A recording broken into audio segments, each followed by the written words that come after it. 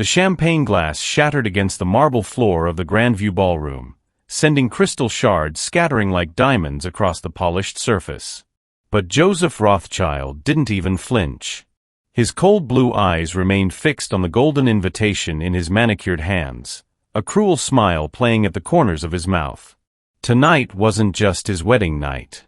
Tonight was revenge served ice-cold on a silver platter. Hey there, amazing viewers. Welcome back to another heart-pounding story that's going to leave you absolutely speechless. I hope you're having an incredible day, wherever you're watching from, whether you're cozy at home, taking a break at work, or maybe listening while you're out and about. Drop a comment and let me know what corner of the world you're tuning in from. And if you haven't already, make sure to hit that subscribe button because trust me, you do not want to miss how this story unfolds. This one's going to be a wild ride. The scent of white roses and betrayal hung thick in the air as Joseph adjusted his platinum cufflinks. Each guest arriving at his lavish wedding represented millions in business deals, political connections, and social power. But there was one guest he was waiting for above all others. Lilian Cameron. His ex-wife. The woman he'd discarded like yesterday's newspaper. The woman he'd married 5 years ago not out of love, but because his government contracts required him to appear stable and family-oriented. The beautiful, intelligent black woman who had no idea that every vitamin he'd lovingly handed her each morning had been a contraceptive pill in disguise. Joseph's phone buzzed. A text from his head of security, "She's here." Black Bentley just pulled up. Perfect timing. The bride, Sarah Cameron, Lilian's own sister, was upstairs putting on her final touches. Soon Joseph would have everything he'd ever wanted: Sarah's white American beauty on his arm, the child she was carrying, and Lilian's complete humiliation as the cherry on top. He had invited Lilian specifically to witness his triumph, to see how he'd upgraded from her to her younger, more beautiful sister, to watch her break when she realized that not only had he never loved her, but he was now marrying the person she trusted most in the world. The ballroom doors opened with a soft whisper, and Joseph's breath caught in his throat. But something was wrong. Lilian didn't walk in broken and defeated as he'd imagined. She didn't slink through the doors with her head down, wearing some cheap dress from a discount store. Instead, she glided in like she owned the entire building. Her midnight blue gown hugged every curve perfectly, clearly custom-made and worth more than most people's cars. Diamonds sparkled at her throat and wrists, real ones, not the costume jewelry he'd expected. Her dark skin glowed with health and confidence, and her natural hair was styled in an elegant crown that made her look like African royalty. But that wasn't what made Joseph's blood run cold. It was the 4 children walking beside her. 4 beautiful children, dressed in coordinated formal wear, each one holding her hand or walking in perfect formation around her. They couldn't have been more than 4 years old, but they carried themselves with the same confidence their mother radiated. The entire ballroom fell silent. Conversations died mid-sentence. Champagne glasses froze halfway to lips. Every head turned to stare at the impossible sight. Joseph's mind raced, calculating dates, remembering timelines. It was impossible. He had made sure she could never get pregnant. He had controlled every aspect of her reproductive health for 3 years of marriage. She couldn't have children. The doctor had even confirmed she was taking birth control religiously. So whose children were these? And why did 2 of them have eyes that looked hauntingly familiar? As Lilian approached, her heels clicking against the marble with the rhythm of a death march, Joseph realized with growing horror that this wasn't the broken woman he divorced. This was someone else entirely. Someone powerful. Someone dangerous. Someone who had been planning this moment for a very long time. The woman he thought he'd destroyed had somehow risen from the ashes. And tonight, she'd brought witnesses. But the most terrifying part wasn't her transformation, or even the mysterious children. It was the way she was looking at him, like a predator who had finally cornered her prey. What secret had Lilian been hiding all these years? And how was she about to turn Joseph's perfect wedding into his worst nightmare? The silence stretched like a taut wire ready to snap. Joseph's perfectly orchestrated evening was already unraveling, and Lilian hadn't even spoken a word yet. Joseph. Her voice carried across the ballroom, smooth as aged whiskey and twice as intoxicating. Every conversation in the room ceased entirely. Congratulations on your special day. The way she said special made it sound like a disease. Joseph forced his practiced smile, the one that had closed billion-dollar deals and charmed investors. But his hands trembled slightly as he set down his champagne. Lilian. I wasn't sure you'd actually come. Oh, I wouldn't miss this for the world. Her smile was radiant and absolutely terrifying. I brought some guests. I hope you don't mind. The four children stepped forward in perfect synchronization. Joseph's throat went dry as he got his first clear look at them. 3 girls and 1 boy, all around 4 years old, all stunningly beautiful. But it was their eyes that made his stomach drop. 2 of them, a girl with curly hair and the boy, had piercing blue eyes. Eyes that looked exactly like his own. Everyone, Lilian announced, her voice carrying to every corner of the ballroom, I'd like you to meet my children. Elena, Marcus, Sophia, and David. The names hit Joseph like physical blows. Elena and David, those were names from his own family tree. Names he'd mentioned to Lilian during their marriage when talking about future children they'd never have. Or so he'd thought. The boy David looked up at Joseph with curiosity. Mama, is this the man from the pictures? Yes, sweetheart, Lilian replied, stroking his hair gently. This is Joseph. The man I told you about. Joseph's mind reeled. Pictures? What pictures? And why did this child speak with such confidence, such intelligence? Most 4-year-olds were shy around strangers, but these children carried themselves like they owned the room. Lilian, Joseph's voice cracked slightly. We need to talk. Privately. Oh, I think we're past private conversations, don't you? She gestured elegantly around the ballroom filled with his wedding guests. After all, you invited me here to share in your joy. So let's share. Mrs. Pemberton, one of Joseph's biggest investors, approached them with obvious curiosity. Joseph, dear, aren't you going to introduce us to your guests? Before Joseph could speak, Lilian extended her hand with the grace of someone born to command attention. Mrs. Pemberton, what a pleasure. I'm Lilian Cameron, CEO of Cameron Enterprises. And these are my children. Cameron Enterprises. Joseph's blood turned to ice. He knew that company name. It had been quietly acquiring smaller firms, making strategic investments, building an empire in the shadows. But he'd never connected it to Cameron Enterprises.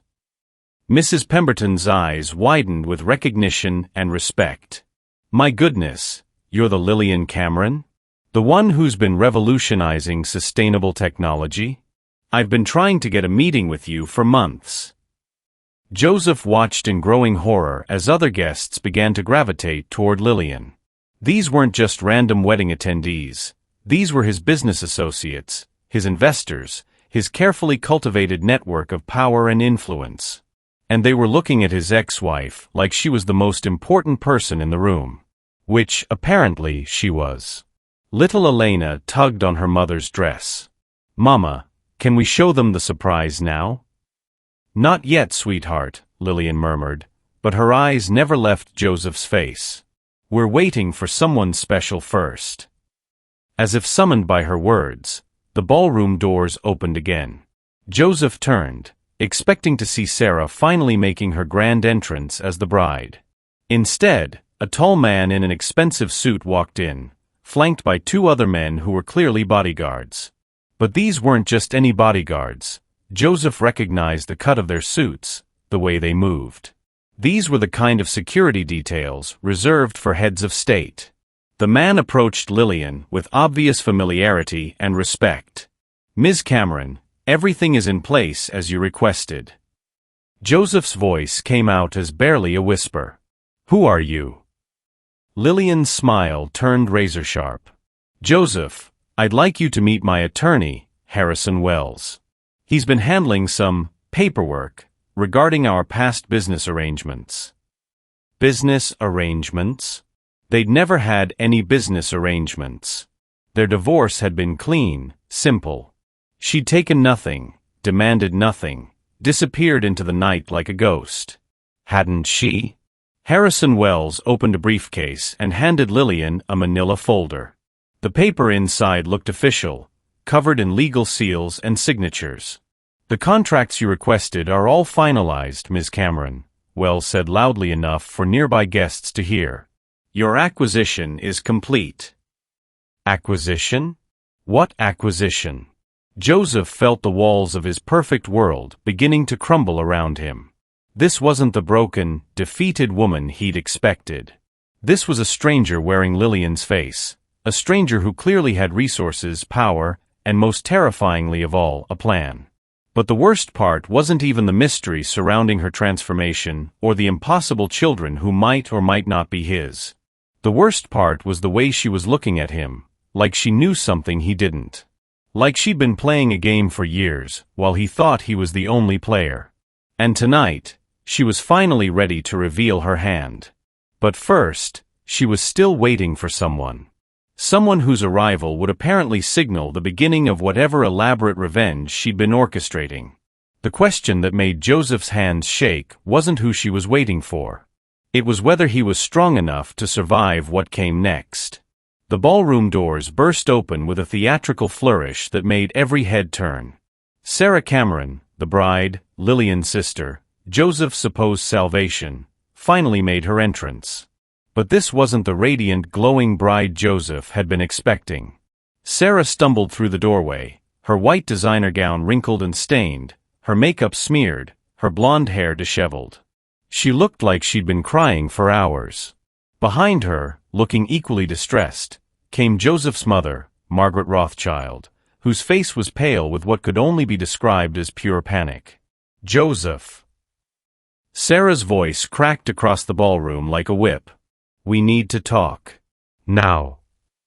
The timing was too perfect to be coincidental. Joseph's eyes snapped to Lilian, who was watching the scene unfold with the serene satisfaction of someone whose chess pieces were moving exactly as planned.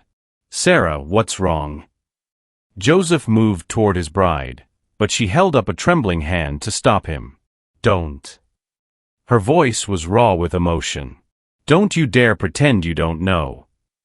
The wedding guests pressed closer, their earlier conversations completely forgotten. This was better than any soap opera they could have watched at home. Margaret Rothschild stepped forward, her voice sharp with authority. "Sarah dear, perhaps this isn't the time or place." "When is the time, Margaret?" Sarah's laugh was bitter and broken. "When is it time to tell your son that his entire life is built on lies?" Joseph felt the ground shifting beneath his feet. "Sarah, you're pregnant. You're emotional. Let's go somewhere private and—" "Pregnant?" Sarah's scream echoed off the crystal chandeliers. "That's what you think this is about? My emotions." She reached into her purse and pulled out a manila envelope, similar to the one Lilian's attorney had been carrying. But this one was crumpled, as if Sarah had been gripping it too tightly for too long. "I went to the doctor today, Joseph. For my routine checkup. You know, the one where they tell expectant mothers how healthy their babies are." Her voice dripped with venom. "Except the baby I'm carrying isn't yours." The ballroom erupted in shocked gasps and whispers. Joseph's carefully constructed world tilted on its axis. "That's impossible," he stammered. "We've been together for 2 years, you haven't been with anyone else." "Haven't I?" Sarah's eyes blazed with fury and pain. "Just like Lilian never took birth control? Just like you never lied about loving me? Just like you never used both of us?" Joseph's blood turned to ice. Sarah knew about the birth control pills. But how? He'd been so careful, so discreet. Little David, one of Lilian's children, tugged on his mother's dress again. "Mama, Is this the part where we tell everyone the truth? Lilian knelt down to her son's level, her voice gentle but carrying across the silent ballroom. Yes, sweetheart. This is when we tell everyone about the bad man who hurt our family. She stood up slowly, her movements graceful and deliberate. When she spoke, her voice commanded the attention of every person in the room. Ladies and gentlemen, I apologize for disrupting what was supposed to be a joyous occasion. But I think it's time you all knew exactly who you've been doing business with. Joseph's mouth went dry. Lilian, don't. Don't what? Don't tell them how you married me to secure the Patterson government contract? Don't tell them how you slipped me contraceptives disguised as vitamins for 3 years? Don't tell them how you've been embezzling money from your own investors to fund your lifestyle.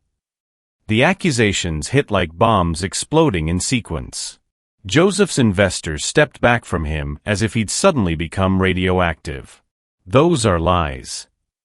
Joseph's voice cracked with desperation. She's bitter about our divorce. She's making things up. Harrison Wells, Lilian's attorney, stepped forward again. Mr. Rothschild, we have documented evidence of every claim Ms. Cameron has made. Bank records, medical records, recorded conversations. Would you like us to share them with your guests? But Joseph's attention was suddenly riveted on something else entirely. Margaret Rothschild, his own mother, was backing away from him with horror written across her face. Mother. Joseph's voice was small, confused. What's wrong? Margaret's hand flew to her mouth. Oh my God. Joseph, what have you done? What are you talking about? The Patterson contract, Margaret whispered, her voice barely audible. I helped you get that contract. I vouched for you. I told them you were a family man, that your wife was. She looked at Lilian with dawning comprehension. You used her. You used your own wife as a prop. The pieces of Joseph's elaborate deception were crumbling in real time, but the worst was yet to come. Sarah stepped forward, her ruined wedding dress trailing behind her like a shroud. Tell them about the baby, Joseph. Tell them whose baby I'm really carrying. Joseph's face went white. Sarah, please. Tell them, she screamed. Tell them how you've been sleeping with your head of security's wife. Tell them how you got her pregnant and then convinced her to seduce your own security chief so you could blackmail him. The gasps from the crowd grew louder.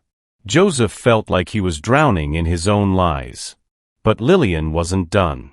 She placed a protective hand on each of her children's shoulders. And tell them about these 4 beautiful children, Joseph. Tell them how you thought you'd made sure I could never have them. Tell them how wrong you were. Joseph's knees nearly buckled. They can't be. I made sure you couldn't. Lilian's smile was sharp enough to cut glass. DNA doesn't lie, Joseph. But apparently, everything else about you does. She nodded to her attorney, who opened another folder. This one contained what looked like legal documents covered in official seals. Ladies and gentlemen, Harrison Wells announced, I have here the results of court-ordered paternity tests. 2 of Ms. Cameron's children are indeed Mr. Rothschild's biological offspring, conceived after she discovered his deception and stopped taking the contraceptives he was secretly giving her. The revelation hit the crowd like a physical blow. Joseph staggered backward, his mind reeling. 2 of them were his. 2 of those beautiful, confident children were his own flesh and blood, and he'd had no idea they existed. But how was that possible? When had Lilian figured out his scheme? When had she stopped taking the pills? And why hadn't she told him about the pregnancy? Unless... You knew, he whispered, the truth dawning on him like a cold sunrise. You knew about Sarah and me. You knew about everything. You planned this. Lilian's smile was radiant and terrifying. I'm a very thorough woman, Joseph. I always have been. You should have remembered that before you decided to destroy my life. But even as Joseph reeled from these revelations, he noticed something that chilled him to the bone. Lilian kept checking her watch. She was still waiting for something. Someone. Whatever bomb she'd just dropped wasn't the main event. It was just the opening act. The real show was about to begin. The ballroom had transformed into a battleground of whispered accusations and shocked stares. Joseph's wedding guests, his carefully curated collection of investors, politicians, and social elites, were now looking at him like he was a fascinating car accident they couldn't look away from. But Lilian wasn't finished. Not even close. She glanced at her diamond-encrusted watch, a Patek Philippe that Joseph recognized as worth more than most people's houses. Where had she gotten the money for something like that? "Harrison," she said to her attorney, her voice carrying the authority of someone accustomed to being obeyed, "I think it's time we address the real reason I'm here tonight." Joseph's throat constricted. This wasn't the real reason? Everything that had just happened, the children, the DNA tests, the public humiliation, that was just the appetizer? Harrison Wells opened yet another folder, this one thicker than the others. "Ladies and gentlemen, if I may have your attention. What I'm about to reveal affects many of you directly." The crowd pressed closer, their earlier shock replaced by morbid fascination. 3 years ago, Harrison continued, Mr. Rothschild established what he called exclusive investment opportunities for his closest associates. He promised returns of 30% annually, guaranteed by his government contracts and international business ventures. Joseph's blood turned to ice. No. She couldn't know about that. It was impossible. Several guests nodded. Joseph recognized them as some of his biggest investors. Mrs. Pemberton, the Ashford family, Senator Bradley's wife. Between them, they'd invested nearly $50 million in his exclusive opportunities. What Mr. Rothschild didn't tell you, Harrison's voice carried clearly across the ballroom, is that those investments were actually funding his personal lifestyle. The yacht, the private jets, the multiple properties. Your money wasn't being invested, it was being spent. The gasps from the crowd turned into angry murmurs. Joseph felt the walls closing in around him. That's not true. Joseph's voice cracked with desperation. Those are legitimate investments. The returns speak for themselves. Returns funded by new investor money, Lilian said calmly, stepping forward with the confidence of someone holding all the cards. Also known as a Ponzi scheme, Joseph. Also known as federal fraud. Mrs. Pemberton's face had gone white with rage. Joseph, is this true? Is my money gone? Before Joseph could answer, little Elena, one of Lilian's daughters, skipped forward and handed Mrs. Pemberton a small envelope. My mama says this is for you, the 4-year-old said with a bright smile. Mrs. Pemberton opened the envelope with trembling hands. Inside was a check. Her eyes widened as she read the amount. This is my entire investment. Plus the promised returns.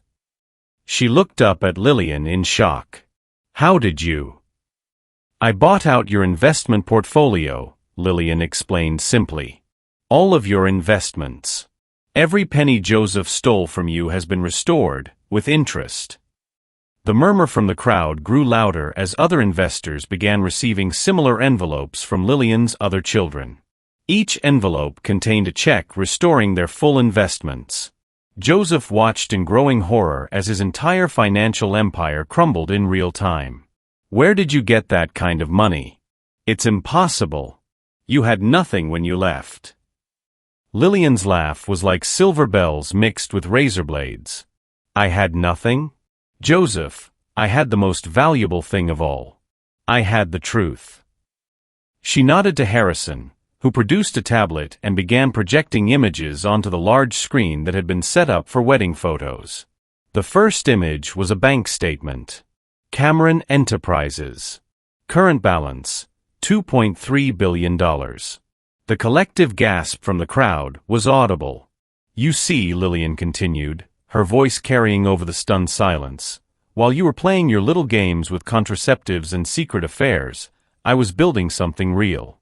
I took every piece of information you shared with me during our marriage, Every business contact, every investment strategy, every government connection, and I used it properly. The next image showed a corporate organizational chart.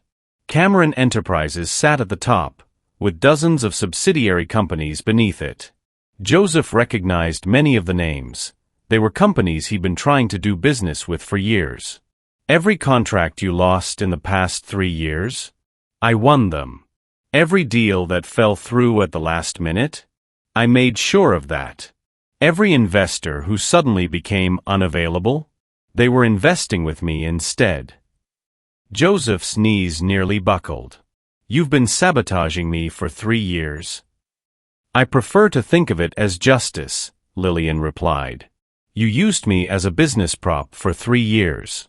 It seemed only fair that I return the favor. But Sarah, who had been standing in stunned silence, suddenly lurched forward. Wait. Wait just a damn minute. Her voice was slurred slightly. Joseph realized she'd been drinking. A lot. If you've been planning this for 3 years, Sarah said, pointing an accusatory finger at her sister, then you knew about Joseph and me before we even got together. Lilian's smile didn't waver. Of course I did. The admission hit the room like a physical blow. Sarah staggered backward as if she'd been slapped. You knew? You knew he was manipulating me, and you didn't warn me. Warn you? Lilian's voice hardened. Sarah, you came to my house 6 months after my divorce to tell me you were dating my ex-husband. You told me you were so happy, and that you hoped I could be happy for you. You asked for my blessing. Sarah's face crumpled. But you said yes. You said you wanted me to be happy. I lied. Lilian's voice was cold as winter steel. Just like Joseph lied to both of us. The difference is, my lie was designed to protect myself and my children.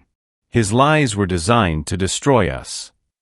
The family drama was reaching soap opera levels, but Joseph's attention was caught by something else. Through the ballroom's floor-to-ceiling windows, he could see black SUVs pulling up outside. Official-looking vehicles with government plates.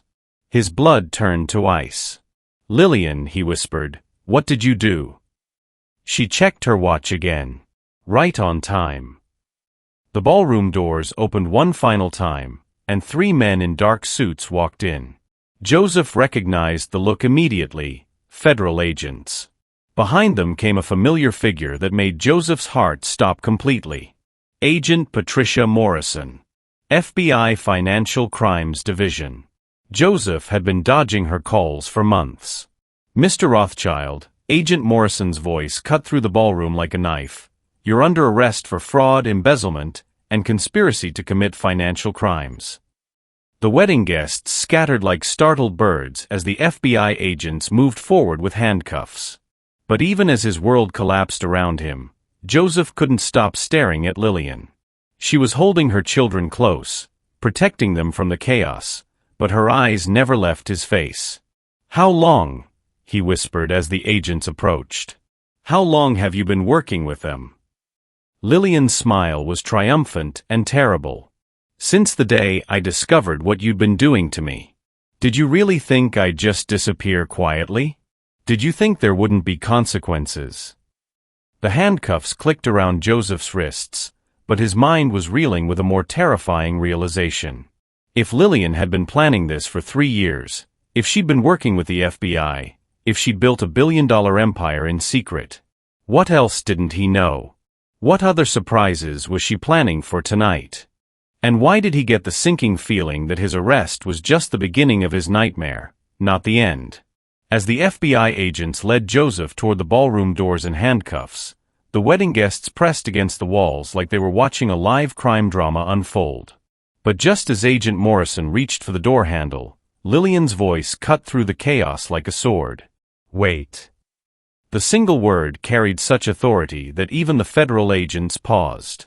Agent Morrison, Lilian continued, her voice calm and controlled, I believe Mr. Rothschild deserves to know the full scope of what he's being arrested for before he leaves.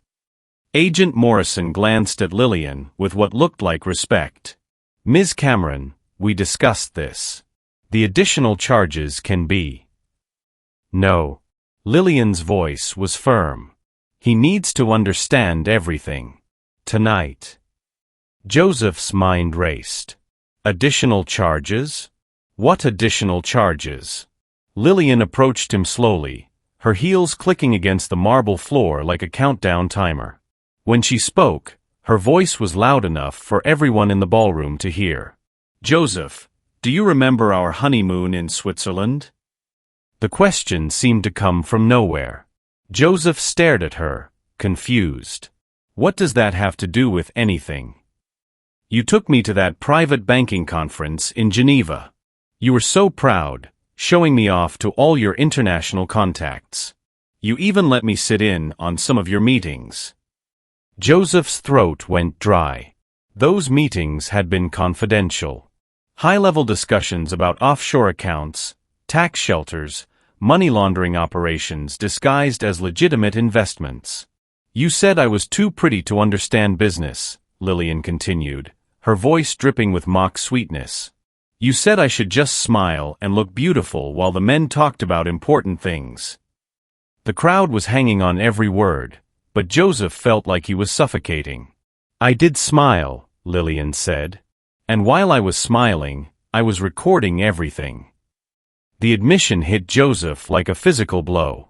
You couldn't have. Security would have. Security would have what?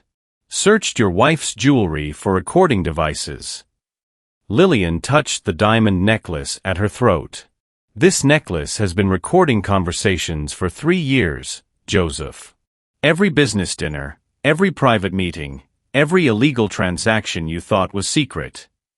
Agent Morrison stepped forward, holding up a tablet. Mr. Rothschild, what you're about to see is evidence that will be presented in federal court.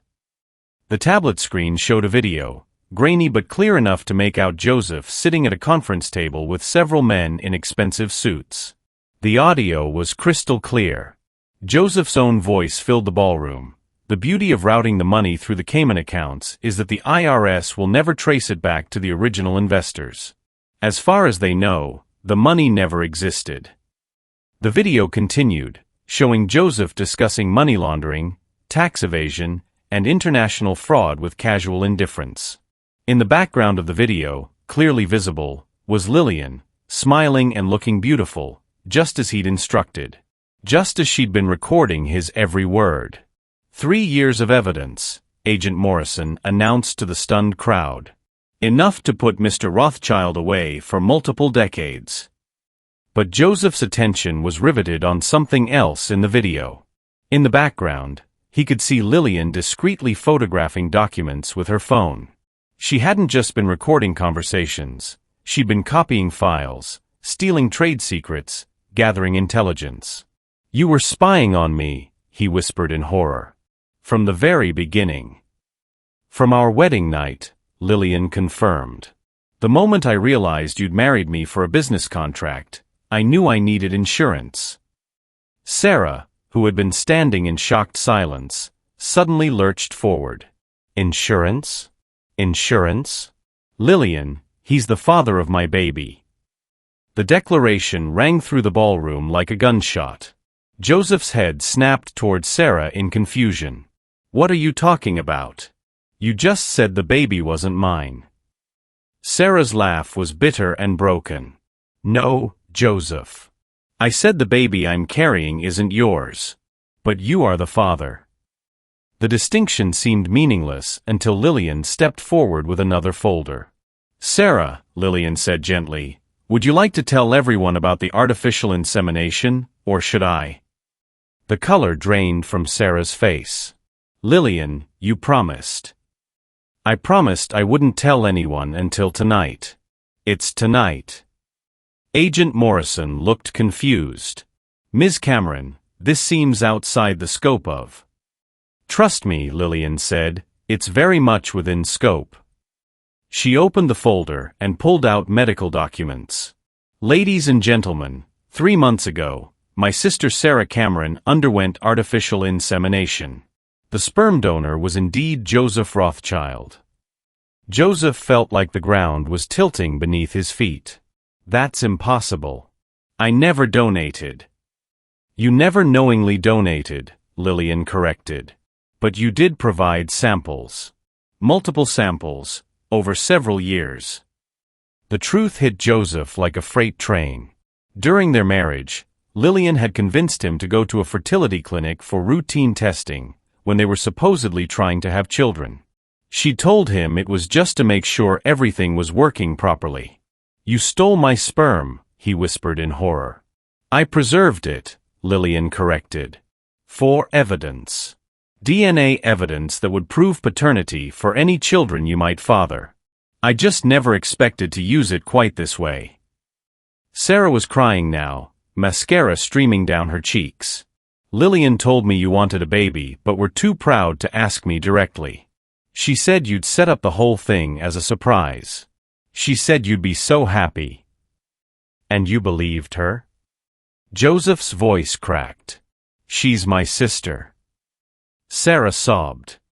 She said she wanted to help us be happy. She said she wanted me to have the family she couldn't. The pieces of Lilian's elaborate revenge were falling into place like dominoes. She hadn't just destroyed Joseph's business empire, she'd manipulated his relationship with her own sister, used his genetic material without his consent, and created a situation where he was technically the father of a child he'd never agreed to have. But the most terrifying part was the way she was still checking her watch. There's more, isn't there? Joseph whispered. This still isn't everything. Lilian's smile was radiant and absolutely chilling. You always were perceptive when it mattered to you. She turned to address the crowd of stunned wedding guests.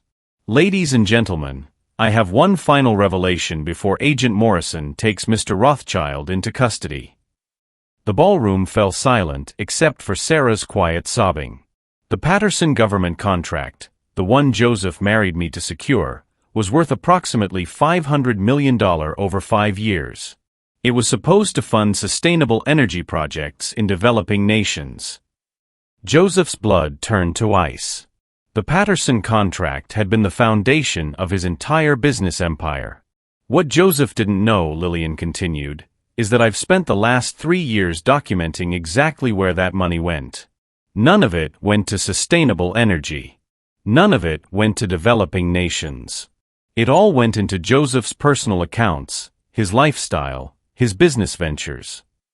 Agent Morrison stepped forward again. Ms. Cameron, are you saying? I'm saying that Joseph Rothschild defrauded the United States government of $500 million. And I have proof. The revelation hit the crowd like a nuclear bomb. Government fraud on that scale wasn't just a financial crime, it was treason. Joseph's knees buckled. Lilian, please. I have children now. Your children. Our children. Yes, Lilian said, placing protective hands on her 4 kids' shoulders. You do have children. And they're going to grow up knowing exactly what kind of man their father was. But even as Joseph's world crumbled completely, he noticed something that made his blood run cold. Lilian's children weren't upset by the chaos around them. They weren't crying or scared or confused. They were watching everything with the calm attention of children who had been prepared for exactly this moment. How long had she been planning this? How deep did her revenge go? And what kind of mother raised 4-year-olds to be perfect accomplices in the destruction of their own father? The weight of $500 million in government fraud charges hit Joseph like a physical blow. As Agent Morrison tightened the handcuffs, Joseph's legs finally gave out completely. He collapsed to his knees on the marble floor, his expensive tuxedo wrinkled and stained with spilled champagne. But Lilian wasn't finished destroying him. Agent Morrison, she said, her voice carrying across the ballroom like a death sentence, before you take him away, there's something else he needs to see. Joseph looked up from the floor, his face pale and drawn. What else could there possibly be? Lilian nodded to Harrison Wells, who produced yet another tablet. The screen came to life, showing what appeared to be security footage from inside Joseph's own office building. This footage was taken 2 weeks ago, Lilian announced to the stunned crowd. Joseph, I think you'll recognize the participants. The video showed Joseph's private office after hours. Joseph himself was clearly visible, along with a man Joseph recognized with growing horror, Viktor Petrov, a known associate of international money laundering operations. On the video, Joseph could be heard discussing the transfer of millions of dollars through illegal channels, avoiding international banking regulations, and setting up shell companies to hide assets from federal investigators. "No," Joseph whispered from his position on the floor. "That's not. I never." But his own voice continued from the speakers, clear as day. "The feds will never trace this back to us. By the time they figure out what happened, the money will be in 12 different countries." Agent Morrison's expression hardened. "Mr. Rothschild, this footage shows you actively conspiring to hide assets from an ongoing federal investigation. That's obstruction of justice." Joseph's world spun out of control. "How did you get that footage?" "My office is secure. The cameras are controlled by my own security team." Lilian's smile was sharp enough to cut glass. "Your head of security has been working for me for 18 months. The revelation hit Joseph like a sledgehammer. "That's impossible. Marcus has been with me for 5 years. He's completely loyal." "Marcus Williams," Lilian said, and Joseph's blood turned to ice at the way she said the man's full name, "has been feeding me information about your illegal activities since the day I offered to pay off his mother's medical bills." As if summoned by his name, Marcus Williams stepped out from behind the crowd of wedding guests. Joseph's head of security, the man he trusted with his deepest secrets, approached with his head held high. "Sorry, boss," Marcus said, his voice carrying no remorse whatsoever. "But Ms. Cameron made me an offer I couldn't refuse. Full immunity in exchange for cooperation." Joseph felt like he was drowning. "You betrayed me. I trusted you." "You trusted me to cover up your crimes," Marcus corrected. "There's a difference." But the worst was yet to come. Sarah, who had been sobbing quietly in her ruined wedding dress, suddenly stepped forward with fury blazing in her eyes. "Lilian," Sarah's voice was raw with pain and rage, "I need to know something.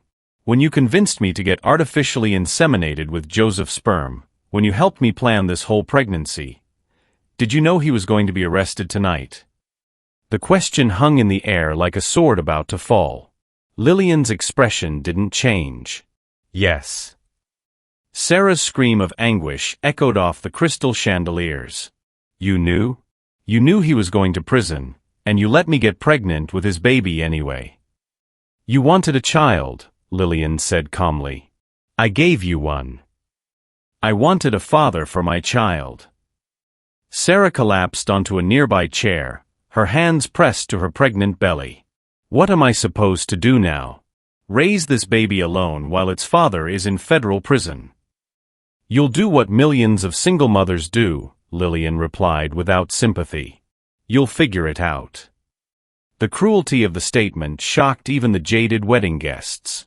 Joseph stared at his ex-wife in horror. "Lilian, she's your sister. How could you do this to her?" "How could I?" Lilian's voice rose for the first time all evening, raw emotion finally breaking through her controlled facade. "How could I do this to the sister who slept with my husband while I was still married to him?" The accusation hit the crowd like a bomb. Sarah's face went white. "That's not, we didn't." Sarah stammered. "You didn't what?" "You didn't start sleeping with Joseph 6 months before my divorce was finalized? You didn't come to family dinners and smile at me while you were carrying on an affair with my husband?" Joseph's mind reeled. 6 months before? "Sarah, you told me you didn't want to be with me until after the divorce was final." "I lied," Sarah whispered, tears streaming down her face. "I was already in love with you. I couldn't wait." The family betrayal was complete. Joseph realized with growing horror that both sisters had been deceiving him, but for very different reasons. Little David, one of Lilian's children, tugged on his mother's dress. "Mama, why is everyone crying?" Lilian knelt down and gathered all 4 of her children close. Because sometimes grown-ups make very bad choices, sweetheart. And when they do, there are consequences. Are we going home now? Elena asked. Soon, baby. Very soon.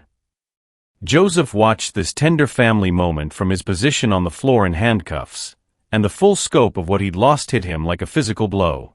These children, his children, 2 of them, would grow up knowing their father as a criminal. They'd see him on the news, read about his crimes in newspapers, hear whispers about him for the rest of their lives. Lilian, he whispered, his voice broken, please don't take them away from me completely. They're innocent in all this. So was I, Lilian replied, standing up and smoothing her elegant dress. So were the investors you defrauded. So were the government programs you stole from. Innocence doesn't seem to matter much in your world, Joseph.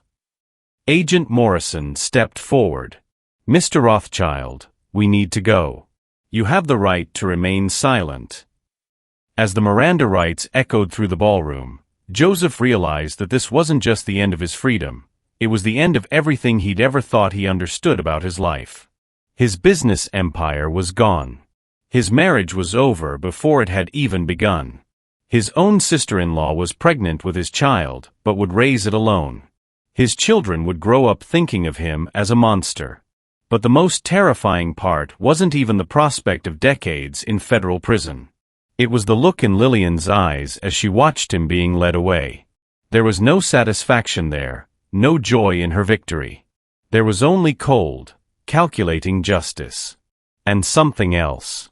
Something that made Joseph's blood run cold. She was still checking her watch.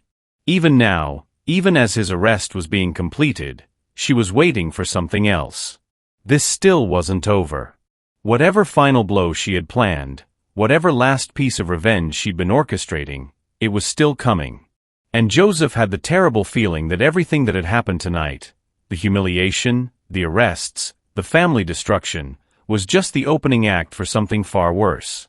As Agent Morrison began to escort Joseph toward the ballroom doors, a commotion erupted near the entrance.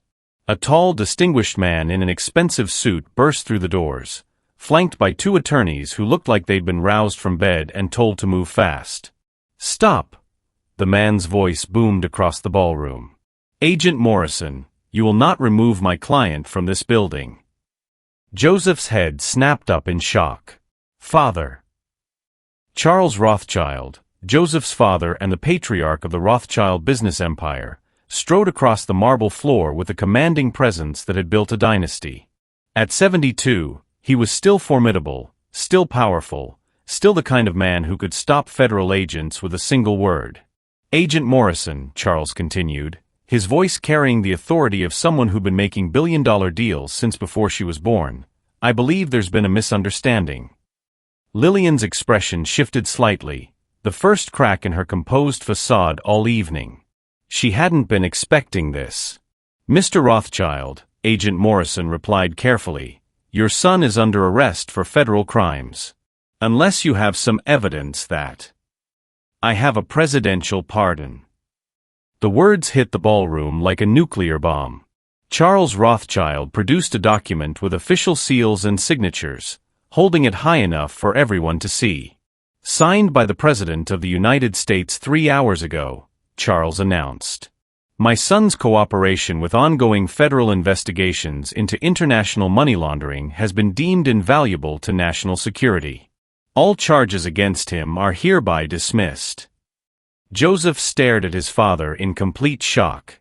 What cooperation? What investigations? Charles's smile was sharp and calculating. Son, did you really think I'd let you run around playing with billions of dollars without proper oversight? Everything you've done for the past 3 years has been under federal supervision. The revelation sent shockwaves through the crowd. Lilian's face had gone pale. That's impossible, she said, her voice less steady than before. I have documented evidence of his crimes. Evidence of crimes he committed while working undercover for the FBI, Charles replied smoothly. Every illegal transaction, every money laundering operation, every international contact, all part of a federal sting operation designed to expose the very criminals your evidence shows him working with. Agent Morrison looked uncomfortable. Sir, I wasn't informed of any undercover operation. Because you're not cleared for it, Charles said dismissively. This operation goes all the way to the top. Joseph has been helping us build cases against international crime syndicates for 3 years. Joseph's mind reeled. Father, I had no idea. Of course you didn't, Charles cut him off. The best undercover work is done by people who believe they're actually committing crimes. Your reactions had to be genuine. Lilian stepped forward, her children still clustered around her. That's a convenient story, Charles. But it doesn't explain the domestic fraud. The investor money, the Patterson contract. Ah yes, the Patterson contract. Charles's smile turned predatory. Ms. Cameron, or should I say, Ms. Reeves? The name hit Lilian like a physical blow. Joseph saw her flinch for the first time all evening. That's right, Charles continued. We know exactly who you are. Dr. Lilian Reeves, former CIA financial intelligence analyst, recruited specifically to monitor my son's activities 3 years ago. The ballroom erupted in shocked gasps. Joseph stared at Lilian in complete disbelief. CIA, he whispered. Oh yes, Charles said, clearly enjoying himself now. Did you really think it was a coincidence that a brilliant, beautiful woman with exactly the right qualifications just happened to meet you at exactly the right time? Lilian has been working for the government longer than you've been working for us, son. Lilian's composed mask was cracking. Charles, you don't understand. I understand perfectly, Charles interrupted. You were assigned to get close to Joseph, monitor his activities, and report back to your handlers. But somewhere along the way, you went rogue. You started using government resources for personal revenge. Joseph's world tilted on its axis. Everything between us was fake? Our entire marriage. For the first time all evening, Lilian looked genuinely emotional. Joseph, it started as an assignment, but you fell in love with him, Charles finished. Which made it so much worse when you discovered he was playing a role too. 2 undercover operatives, neither knowing the other's true identity, both thinking the other was the criminal. The tragedy of it hit Joseph like a sledgehammer. We were both working for the government. In different capacities, for different agencies, but yes, Charles confirmed. The contraceptives, the business marriage, the emotional manipulation, all of it was Joseph's cover story. He had to appear to be a certain type of man to gain the trust of the criminals we were targeting. Lilian's eyes filled with tears for the first time. But the birth control was real. The pills were real. Yes, Charles said gently, because a man who truly wanted children wouldn't give his wife contraceptives. Joseph had to commit completely to his cover identity, even if it meant hurting the people he loved. Joseph stared at Lilian, understanding flooding through him. You thought I was actually trying to control you. You thought the marriage was actually a business transaction. And you thought I was just a normal woman you've been assigned to marry for a contract, Lilian whispered back. Jesus Christ, Sarah's voice cut through the emotional tension. Are you telling me that this entire family drama is because 2 government agents fell in love while pretending to be other people? Charles nodded grimly. 3 years of mutual deception, each thinking the other was the enemy. Joseph's handcuffs suddenly felt looser. Agent Morrison was removing them, her face pale with the realization that she'd been used as a pawn in someone else's game. Ms. Cameron, Agent Morrison said carefully, if what Mr. Rothschild is saying is true, then you've been conducting an unauthorized operation using federal resources. It wasn't unauthorized, Lilian said quietly. Not entirely. She reached into her purse and pulled out a badge. CIA credentials. I've been running a joint FBI-CIA operation to expose Joseph's criminal contacts, she continued. Everything I did tonight, the public exposure, the evidence gathering, the arrests, It was all designed to force his criminal associates into the open. Joseph looked around the ballroom with new eyes. This entire wedding was a setup? The biggest sting operation in federal history, Charles confirmed. Every criminal Joseph has worked with over the past 3 years received invitations tonight. They're all here, watching him get arrested, thinking they're safe. As if on cue, the ballroom doors burst open again. This time, it wasn't wedding guests or federal agents. It was a full FBI tactical team, followed by international law enforcement from at least 6 different countries. "Ladies and gentlemen," Agent Morrison announced, her voice now strong and confident, "if you received an invitation to this wedding, please remain calm. We have warrants for several individuals in this room." The wedding guests began to panic as agents moved through the crowd with photographs and arrest warrants. Joseph watched in amazement as his business associates, men he'd thought were his partners, were systematically arrested for international crimes. "How many of them?" he asked his father. "All of them," Charles replied. "Every criminal you've been dealing with for 3 years. Tonight, we take down the entire network." But Joseph's attention was focused on Lilian, who was watching the arrests with professional satisfaction. "The children," he said suddenly. "Our children. Are they really?" "They're really yours," Lilian said softly. "That part was never fake. When I realized I was pregnant, when I understood what we'd both been through, I couldn't tell you the truth. I couldn't risk blowing both our covers. So you let me think I'd lost everything? I let you think that until I could safely tell you the truth." Joseph looked at the 4 beautiful children who were watching the chaos around them with remarkable calm. "They know, don't they? They know this is all an operation." Lilian smiled through her tears. "They're very smart children. They understand that sometimes people have to pretend to be something they're not to catch the bad guys." Little David stepped forward and took Joseph's hand. "Are you really our daddy?"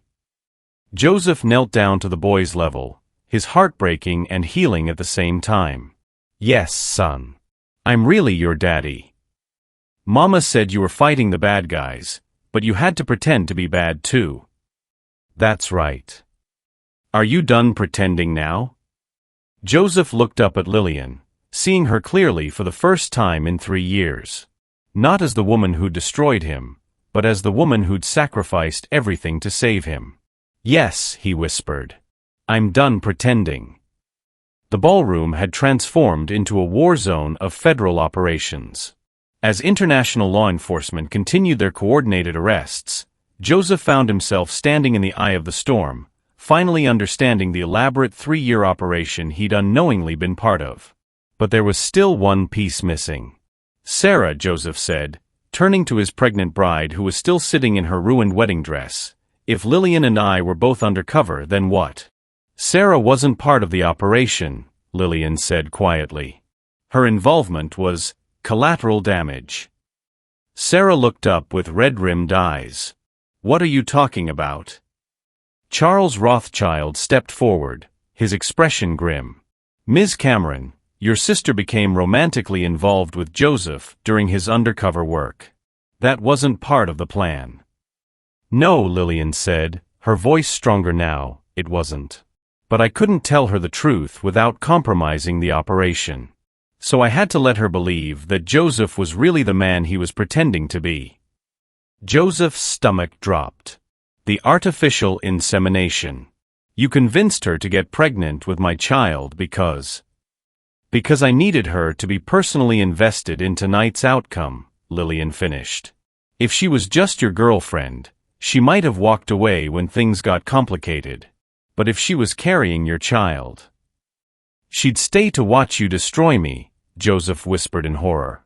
Sarah stood up slowly, her hand pressed to her pregnant belly.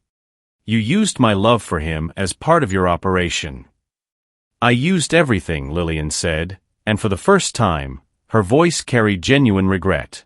"The artificial insemination ensured that when the truth came out tonight, there would be witnesses who couldn't be bought or intimidated. Family members. people with emotional stakes in the outcome. The cruelty of it was breathtaking. Joseph stared at the woman he'd loved, still loved, in shock. "Lilian, Sarah is your sister." "And you were my husband," Lilian replied. "Do you have any idea what it was like, loving you while thinking you were destroying me? Watching you feed me contraceptives every morning while smiling and telling me how much you wanted children with me." "But I did want children with you." Joseph's voice cracked. "The contraceptives were part of my cover. I hated every second of it. And I didn't know that." Lilian shot back.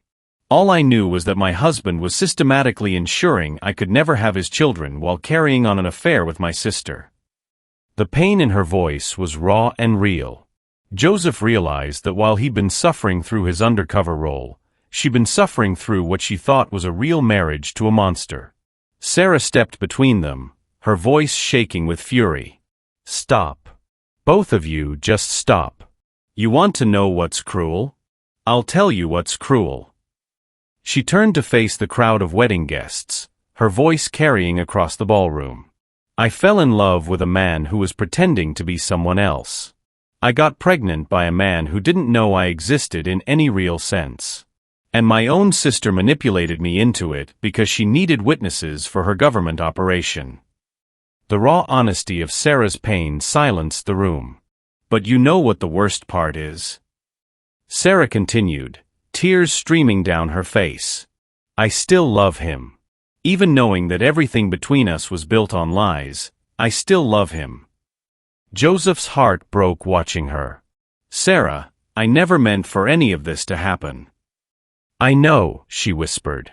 "That's what makes it so much worse." But before anyone could respond, Agent Morrison's voice cut through the emotional chaos. "We have a problem." She was holding a tablet, her face pale with concern. "The arrests have triggered something. We're getting reports of panic sells in international markets, emergency withdrawals from offshore accounts, and what looks like a coordinated financial attack on the U.S. banking system." Charles Rothschild stepped forward immediately. "How bad?" "Bad enough that the president is being briefed," Agent Morrison replied. "The criminal network we just exposed isn't just money laundering. They've been positioning themselves to crash the American economy." Joseph felt the blood drain from his face. The offshore accounts, the international transfers, they weren't just hiding money. They were weaponizing it. "Exactly," Agent Morrison confirmed. "And now that they know we're onto them, they're activating their endgame."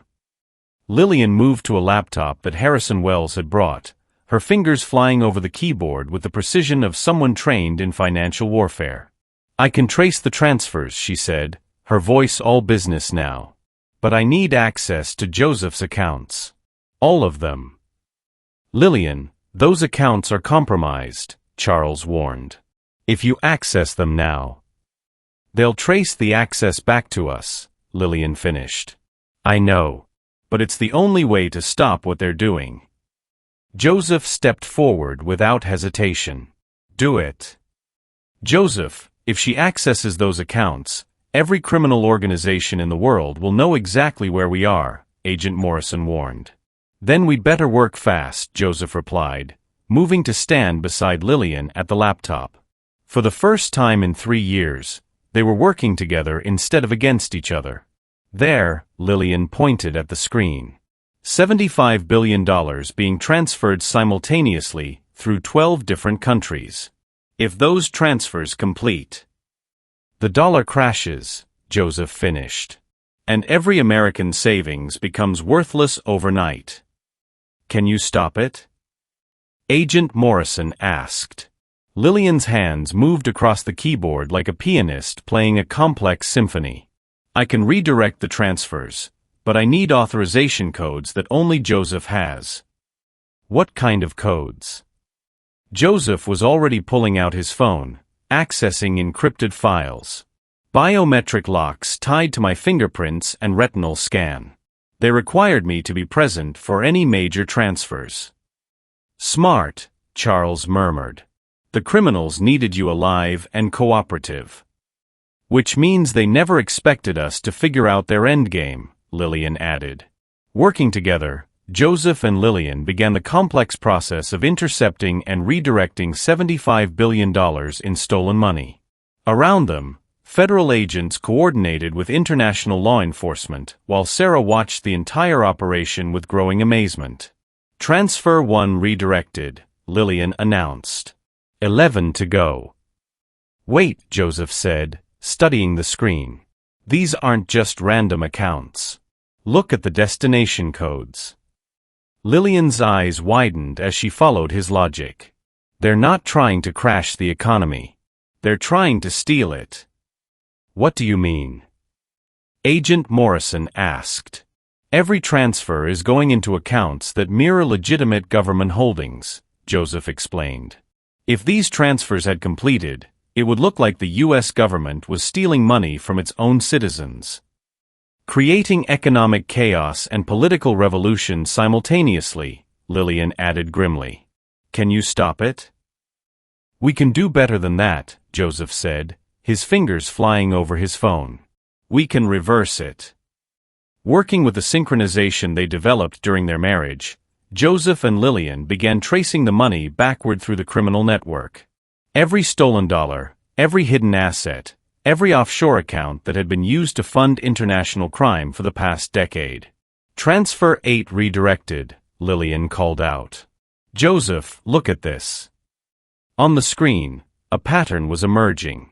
The criminal network wasn't just stealing money, they'd been systematically replacing government assets with worthless substitutes, planning to reveal the theft during a coordinated media campaign that would destroy faith in American institutions.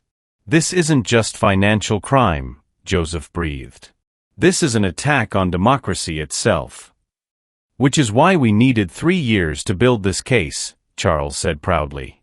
And why both of you were willing to sacrifice everything to stop it. Last transfer, Lilian announced. Joseph, I need your authorization.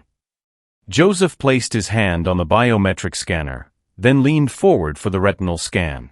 For a moment, his face was inches from Lilian's, and he could smell the familiar scent of her perfume.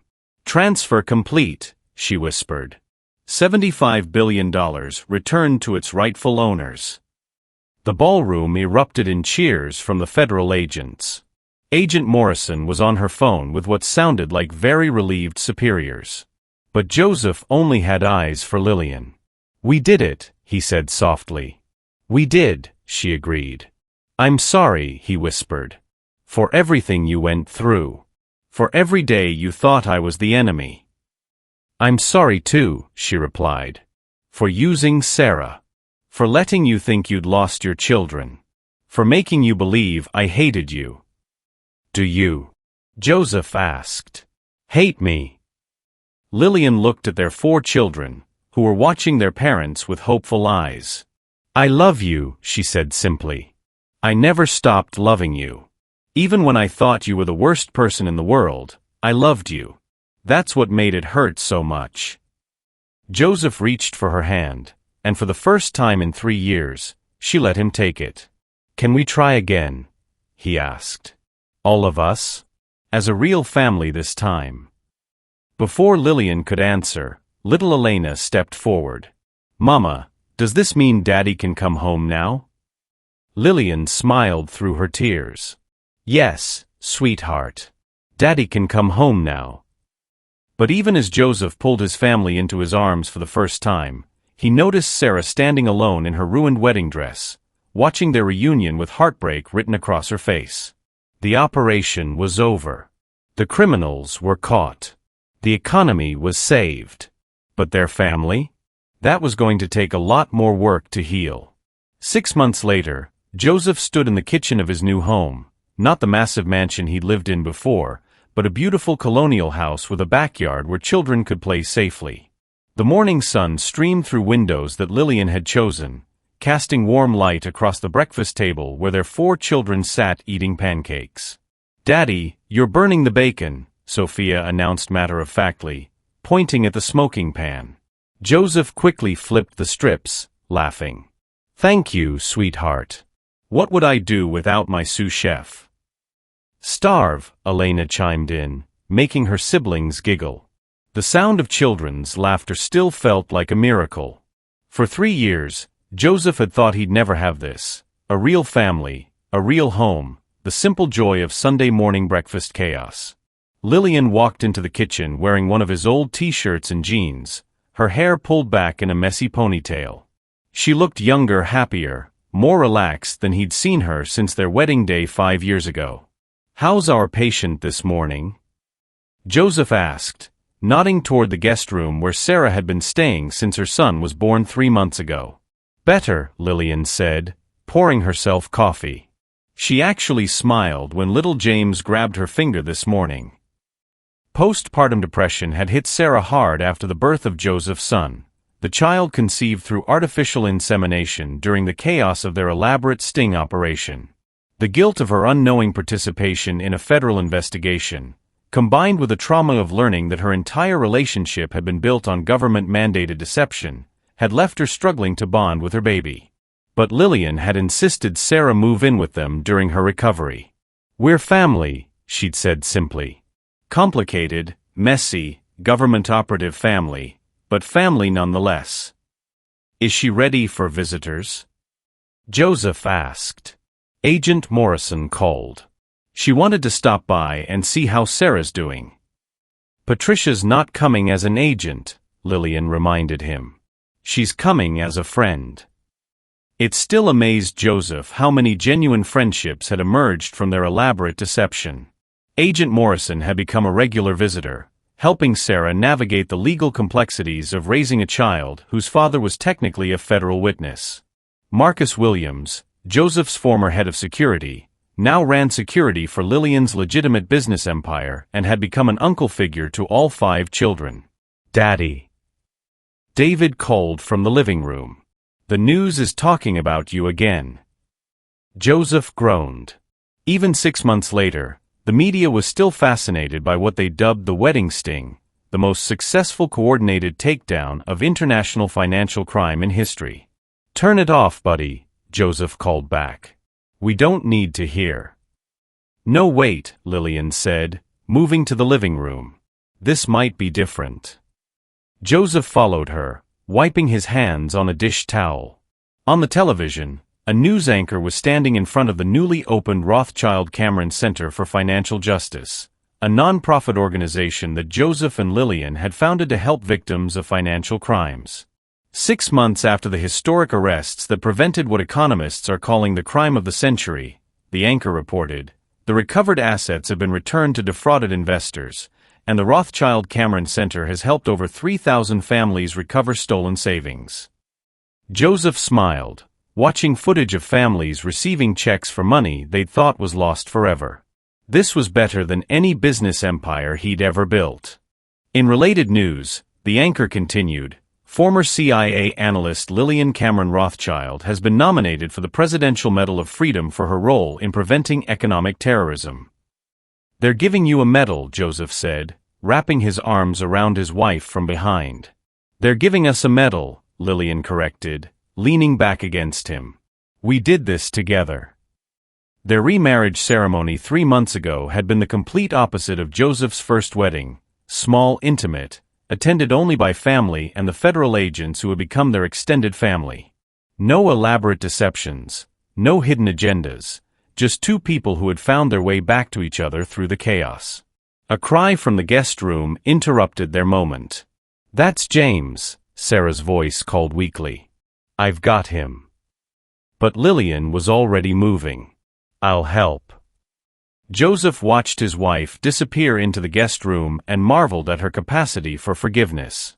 Sarah had slept with Joseph while he was still married, had gotten pregnant with his child under false pretenses, had been unknowingly used as a pawn in a federal investigation. By all rights, Lilian should have hated her. Instead, she'd moved Sarah into their home, helped her through postpartum depression, and treated baby James like one of her own children. "Mama Lilian is feeding Uncle James," Elena announced, using the term they'd all adopted for Sarah's son. The family dynamics were unconventional, to put it mildly. Joseph was married to Lilian and father to their 4 children together, but also father to James, whose mother lived with them as part of their extended family. On paper, it sounded insane. In reality, it worked. Joseph's phone buzzed with a text from his father. "Lunch today? Have news about the Swiss accounts." The criminal investigation was ongoing. New arrests happened monthly as international law enforcement followed the money trails that Joseph and Lilian's operation had exposed. Charles Rothschild had become something of a folk hero, the billionaire patriarch who had sacrificed his own son's reputation to save the American economy. "Kids," Joseph called, "get ready for church.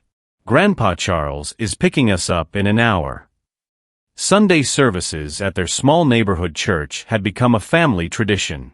The pastor, who knew nothing about their previous lives as government operatives, treated them like any other family trying to navigate the complexities of modern life. Which, Joseph supposed, was exactly what they were. As the children ran upstairs to get dressed, Lilian emerged from the guest room with baby James in her arms. "Sarah's sleeping," she said softly. "I think she's finally starting to heal." Joseph studied his wife's face. "What about you? Are you healing?" Lilian considered the question seriously. "I think so. Some days are harder than others.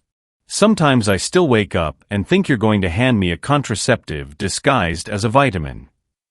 And sometimes I wake up thinking you're going to arrest me," Joseph admitted. They both laughed, but there was truth in it. 3 years of mutual deception had left scars that would take time to fully heal. "But then I see you with the children," Lilian continued, "and I remember why I fell in love with you in the first place. Not the man you were pretending to be, not the cover identity, but you. The real you. The real me made a lot of mistakes." "The real you saved the country," Lilian corrected. "The real you sacrificed everything to stop international criminals. The real you is raising 5 children and helping thousands of families recover their stolen money." Joseph looked around their home, at the toys scattered on the floor, the family photos on the walls, the evidence of a life built on truth instead of lies. "Do you ever regret it?" he asked. "The CIA assignment that brought us together?" Lilian shifted baby James to her other arm and reached for Joseph's hand. "I regret the pain we caused each other. I regret the time we lost. I regret that Sarah got caught in the middle." She paused, looking at their 4 children thundering down the stairs in their Sunday clothes. "But I don't regret this. I don't regret us. Even though it started as a lie." "It didn't start as a lie," Lilian said firmly. "It started as an assignment. But the moment I fell in love with you, it became real. Everything else, the deception, the investigation, the revenge, that was just noise." Joseph pulled her close, careful not to disturb baby James. "I love you, Mrs. Cameron Rothschild. I love you too, Mr. Cameron Rothschild." As they stood there in their living room, surrounded by the chaos of a large family getting ready for church, Joseph realized something profound had shifted. For the first time in 5 years, he wasn't pretending to be someone else. He wasn't playing a role, maintaining a cover, or deceiving anyone about his intentions.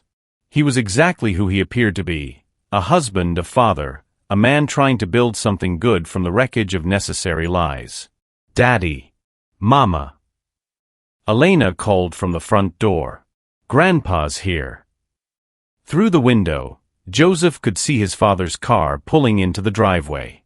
Charles Rothschild, now in his 70s, had become the doting grandfather he'd never had time to be when Joseph was growing up. "Ready?" Lilian asked. Joseph looked around one more time, at his wife holding another woman's baby with the same tenderness she showed their own children, at the 4 kids who had spent their early years thinking their father was a criminal, at the home they'd built from honesty instead of deception. "Ready," he said. As they walked toward the door, baby James gurgled happily in Lilian's arms, and Joseph realized that sometimes the best families aren't the ones you're born into. Sometimes they're the ones you choose to build, piece by piece, truth by truth, from the ashes of beautiful lies. And if you've made it this far in our story, amazing viewers, I hope you'll take just a moment to hit that subscribe button and let me know in the comments what you thought of this incredible journey. Stories like this remind us that love, family, and redemption are possible even in the most impossible circumstances. Where are you watching from today? Drop a comment and become part of our storytelling family. Until next time, remember that the best stories are the ones where love wins in the end.